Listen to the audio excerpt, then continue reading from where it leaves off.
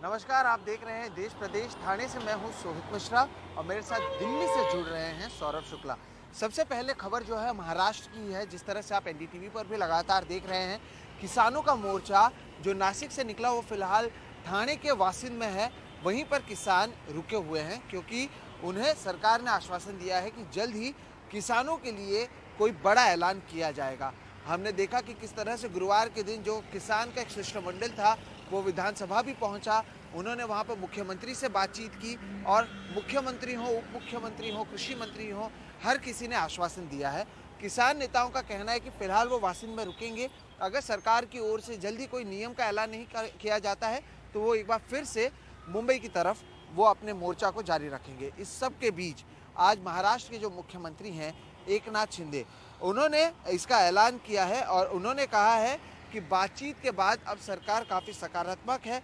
मुख्यमंत्री ने सामने आकर ये बताया है कि किसानों की जो मांगे हैं वो मान ली जाएंगी। शिंदे ने ये भी कहा कि हम किसानों से मार्च वापस लेने की मांग करते हैं। पहले जो प्याज है उसके लिए 300 रुपये प्रति क्विंटल का ऐलान सरकार ने किया था। अब उस पर जो सब्सिडी है वो 300 से बढ़ाकर 350 रुपये कर दी गई है। आपने कहा कि किसानों की मांगे आपने मान ली है, आज अपने बयान भी दिया बिल्कुल है। लॉन्ग मार्च जो निकला था, जेपी गावित जो कॉमरेड अपने विधायक माजी विधायक है उनके नेतृत्व में उनसे बात हो गई। कल चर्चा हुई, कल बैठक हुई। उस बैठक में बहुत ही सकारात्मक चर्चा हुई है। कई 14-15 मुद्दे थे, उनमें से कई मुद्दों पर निर्णय भी हुआ है और आज मैंने उसका निवेदन भी सदन में किया हुआ है और यहाँ पर जैसे ही जो निर्णय हुआ है उसका अमल भी हो जाएगा, इम्प्लीमेंट हो जाएंगे निर्णय। वैसे सूचनाएं मैंने सब संबंधित विभाग को दी हुई है।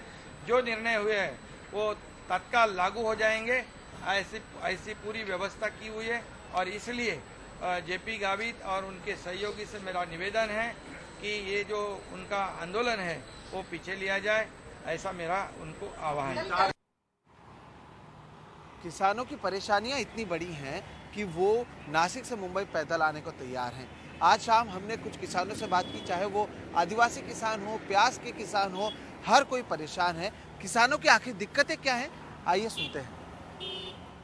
महाराष्ट्र के नासिक से जो किसान लॉन्ग मार्च निकला था वो फिलहाल वाशिंद में रुका हुआ है। यहाँ पर आप देखें कि किसान यहीं पर ठहरे हुए हैं, यहीं पर खाना पीना बना रहे हैं, रह रहे हैं और इंतजार कर रहे हैं। इंतजार इस चीज का किया जा रहा है कि सरकार ने जो आश्वासन दिया है इन किसानों को कि जल्द से जल्द राहत का ऐलान सरकार की ओर से होगा, जब तक वो नहीं होता है किसान यहीं पर रुकेंगे। अब ये जो आप मेरे पीछे देख रहे हैं इसमें अधिकांश प्याज के किसान हैं। अब नासिक में जो इस बार प्याज जिसे यहाँ पर कांदा कहा जाता है, उसकी अगर बात करें तो बम्पर उसका आपने देखा है कि खेती और उपज जरूर हुई है, लेकिन किसानों को जिस तरह से फायदा होना चाहिए था नहीं मिला है। इसलिए जो सबसे बड़ी मांग है वो ये है कि प्रति क्विंटल प्याज के पीछे 2,000 रुपए का अनुदान दिया जाना चाहिए कम से कम। सरकार ने जो 300 रुपए का अनुदान का ऐलान किया है उससे जो ये किसान है वो नाखुश हैं। ऐसा क्या हुआ कि आप लोग चल के आ रहे हैं और जो प्याज के किसान हैं वो इतने परेशान हुए कि उन्होंने कहा हम चल कर जाएंगे लेकिन सरकार से मांग करेंगे। क्या क्या नुकसान हो रहा है, किस तरह के जो किसान है प्याज के वो कैसे परेशान है? सर नुकसान तो बहुत सारा हुआ है। बारिश से नुकसान हो रहा है। महंगाई इतनी बड़ी है, इतनी पड़ी हुई है कि वो महंगाई जूझते जूझते हमारे किसान की जो लागत है, लागत का जो खर्चा आता है, बीज से लेकर उसको खत, ये जो कुछ है, ये इससे हम बिल्कुल परेशान हैं। और सरकार से मांग कर रहे हैं कि हम सब्सिडी 100% सब्सिडी दीजिए। अभी आपने भी प्याज अगर लगाया था तो कितना खर्च हुआ और आपको कितना मिला खर्चा तो हमको प्रति किलो खर्चा हमको 13, 14, 15 रुपए खर्चा आता है प्रति किलो? प्रति किलो। हाँ। और बाजार में जो मार्केट में लेके जाते हैं तो 2 रुपए से उसकी मांग शुरू होती है। दलाल 2 रुपए किलो से मांग होती है, तो तकरीबन 3 या 4 रुपए हमको खरीदी जाता है। उसमें से हमको टैक्स लगा जाता है। देखो, किसान बीज पे टैक्स, खतों पे टैक्स, दवाई पे टैक्स और बेचने जाते तभी टैक्स लेते। इतने हम परेशान, एक तो महंगाई से जूझ रहे, ऊपर से बेचने के जाने हमारे जो किसान की जो माल बेचते हैं तो उस पर टैक्स लिया जाता है। सरकार की ओर से जो सब्सिडी का ऐलान हुआ है वो नाकाफी है और ऐसे में ये जो किसान है लगातार 5 दिनों तक चले हैं, छठे दिन रुक रहे हैं क्योंकि सरकार ने आश्वासन दिया कि कुछ किया जाएगा। अगर सोमवार तक आश्वासन पर कोई काम नहीं होता है तो किसान एक बार फिर से चलेंगे। इसलिए आप देखिए यहीं पर खाना बनाया जा रहा है, यहीं पर रह रहे हैं, लेकिन जिस तरह से कहा कि जो सरकार का काम है वो सरकार ने किया नहीं, क्योंकि अगर उन्होंने वो किया होता तो किसान इस तरह से मजबूर नहीं होते। और इसलिए छठे दिन भी जो प्याज के किसान हैं या फिर जो आदिवासी किसान हैं वो इंतजार कर रहे हैं राहत का, और इसलिए उनका जो लॉन्ग मार्च है वो रुकी जरूर है लेकिन वापस नहीं लौटी हुई है। केवल सरकार के जो आश्वासन है वो पूरे हों इसका वो इंतजार कर रहे हैं। शाहपुर से कैमरा पर्सन राजेंद्र दयालकर के साथ सोहित मिश्रा, एनडीटीवी इंडिया। दिल्ली में आज नए उपराज्यपाल का पहली बार विधानसभा में भाषण था, लेकिन भाषण के दौरान जमकर हंगामा हुआ। ये नारेबाजी पहले बीजेपी के विधायकों ने शुरू की। अभिभाषण के दौरान राज्यपाल ने बड़े आश्चर्य के तौर पर अरविंद केजरीवाल के कामों की बड़ी तारीफ की, लेकिन जब वो बाहर निकले तो उन्होंने अरविंद केजरीवाल पर तंज भी कस डाला। देखिए हमारे सहयोगी शरद शर्मा की ये रिपोर्ट। ये इतिहास में पहली बार हुआ जब दिल्ली के उपराज्यपाल के अभिभाषण के पहले बीजेपी विधायकों ने मुख्यमंत्री अरविंद केजरीवाल के इस्तीफे की मांग के साथ हंगामा शुरू कर दिया और उपराज्यपाल को बोलने से रोक दिया। जवाब में आप विधायकों ने भी नारेबाजी की।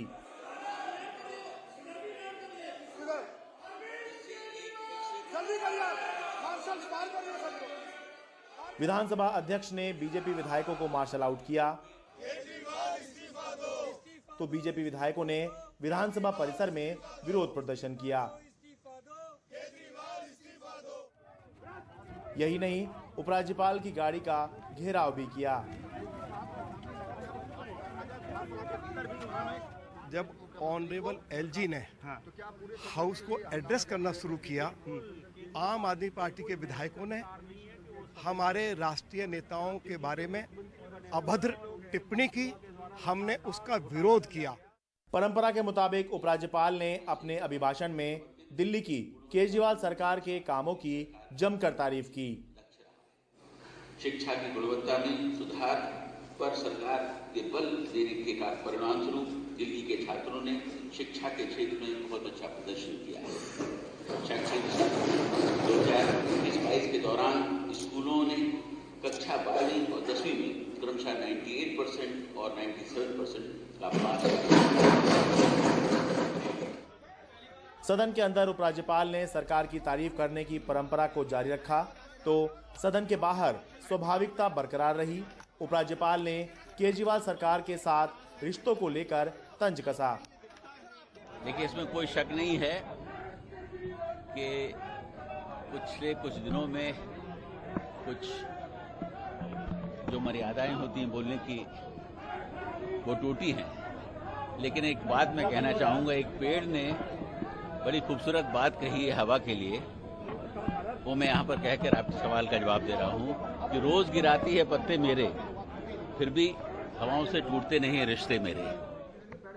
उपराज्यपाल के तंज का मुख्यमंत्री अरविंद केजरीवाल ने कुछ इस तरह जवाब दिया। मैं समझता हूँ ये छोटी बातें हैं। जनतंत्र की इज्जत करनी चाहिए। 2 करोड़ लोगों ने अगर किसी सरकार को चुन के भेजा है तो उस सरकार को काम करने देना चाहिए। उस सरकार को अगर आप काम नहीं करने देंगे, तरह तरह की अड़चने अड़ाएंगे, तो ये सही नहीं है। विधानसभा में उपराज्यपाल के अभिभाषण के दौरान बीजेपी विधायकों के हंगामे का मामला विधानसभा की एथिक्स कमेटी को भेज दिया गया है।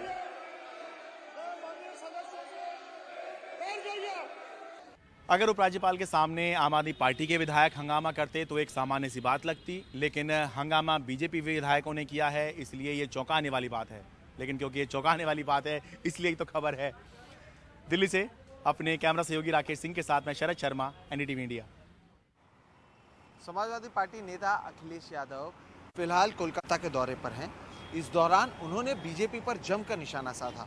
उन्होंने कहा कि जो लोग बीजेपी में शामिल हो जाते हैं उन पर ईडी, सीबीआई की रेड नहीं होती है। ये इसलिए कोलकाता में कई बार समाजवादी पार्टी के कार्यक्रम हुए हैं। हमारी पार्टी के राष्ट्रीय उपाध्यक्ष किरणोत्तम जी, इन्होंने नेताजी के भी कार्यक्रम कराए हैं।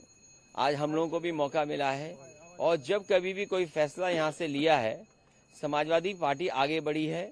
समाजवादी पार्टी की देश की राजनीति में भूमिका बढ़ी है।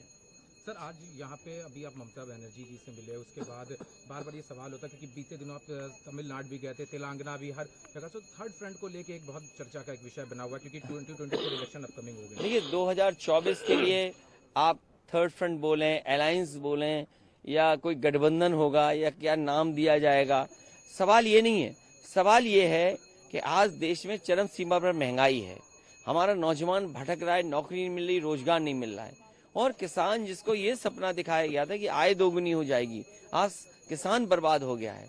आपके उद्योग कारखाने नहीं चल रहे हैं। आप उदाहरण के लिए यूपी में सपना तो दिखा रहे हैं। कर्नाटक में इसी साल विधानसभा चुनाव है, वहां पर बीजेपी एंटी इनकम्बेंसी से लड़ रही है तो अंदरूनी कला भी जमकर है। तो अब इससे कैसे निकला जाए, इसके लिए कथित तौर पर बीजेपी ने एक ध्रुवीकरण का प्लान बनाया है।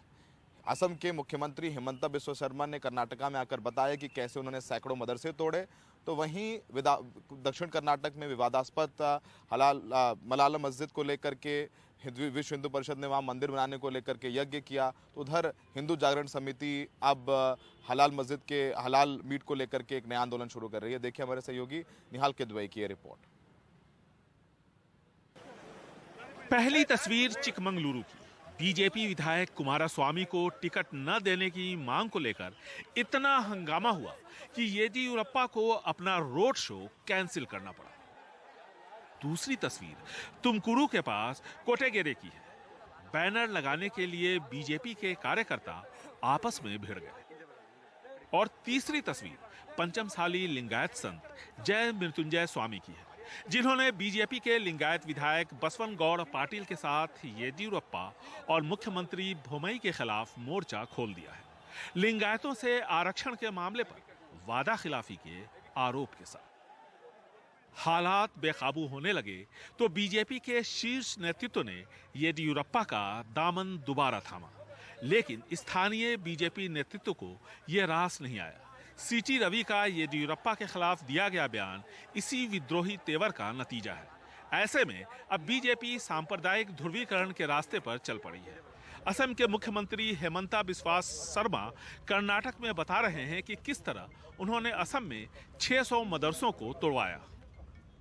मैं सारे कम्युनिस्ट लोगों को बोलना चाहता हूं, कांग्रेस लोगों को बोलना चाहता हूं कि भारत का इतिहास औरंगजेब का नहीं है, भारत का इतिहास बाबर का नहीं है, भारत का इतिहास छत्रपति शिवाजी महाराज का है, भारत का इतिहास गुरु गोविंद सिंह का है, भारत का इतिहास लासित बरफुकन का है।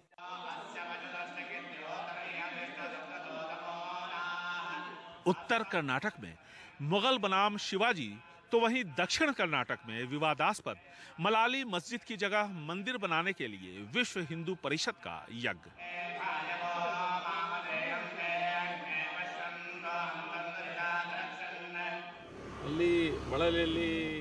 विश्व हिंदू परिषद और बजरंग दल ने वहां पर गण यज्ञ किया है। तबुला प्रश्न को लेकर जो आयोजन हमने किया था, गणेश यज्ञ उसी की कड़ी है, हमने भी हिस्सा लिया। हावेरी में हिंदू मुस्लिम दंगे की कोशिश लोगों की सूझबूझ और पुलिस की कार्रवाई से टल गई। हिंदू जन जागृति समिति हलाल मीट के खिलाफ अभियान चलाने जा रही है ताकि इसका हिंदू बहिष्कार करे। प्रदेश बीजेपी अध्यक्ष विकास की जगह कार्यकर्ताओं को लव जिहाद पर फोकस करने को कह रहे हैं। कांग्रेस ऐसे में चुप कैसे रह सकती है? देखिए, हिमंता आए थे यहाँ, कभी बीजेपी की 4 साल की हुकूमत में क्या अच्छा हुआ, क्या प्रोग्राम हुआ, गरीबों को कैसे कुछ मदद हुई होगी, कुछ नहीं बोल पाया। क्यों नहीं बोल पाए? क्योंकि 40% घूसखोर सरकार है, कोई उपलब्धि नहीं है। तो बात क्या करेंगे? सरकार की कोई उपलब्धि होगी तो बोलेंगे। तो इसलिए हिंदू मुसलमान मदरसा मस्जिद मंदिर करते हुए चले गए। बीजेपी के अंदर की गुटबाजी और एंटी इनकम्बेंसी से परेशान पार्टी का शीर्ष नेतृत्व इससे उभरने की कोशिश कर रहा है। मोदी, शाह और नड्डा लगातार कर्नाटक का दौरा कर रहे हैं, लेकिन चुनौती अपनी जगह बनी हुई है। बेंगलुरु से कैमरामैन गोविंद मूर्ति के साथ निहाल किदवई, एनडीटीवी इंडिया।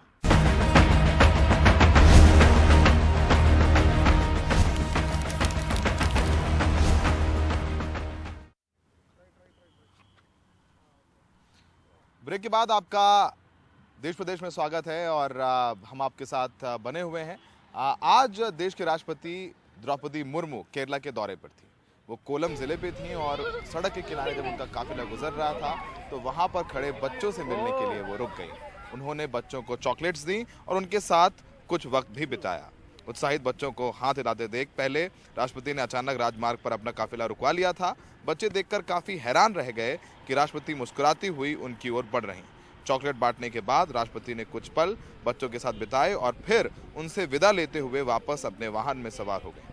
राष्ट्रपति सुबह यहां अमृतपुरी आश्रम पहुंची, जिसके बाद उन्होंने राज्य की राजधानी तिरुवनंतपुरम में केरल सरकार की ओर से आयोजित अभिनंदन समारोह में शिरकत की।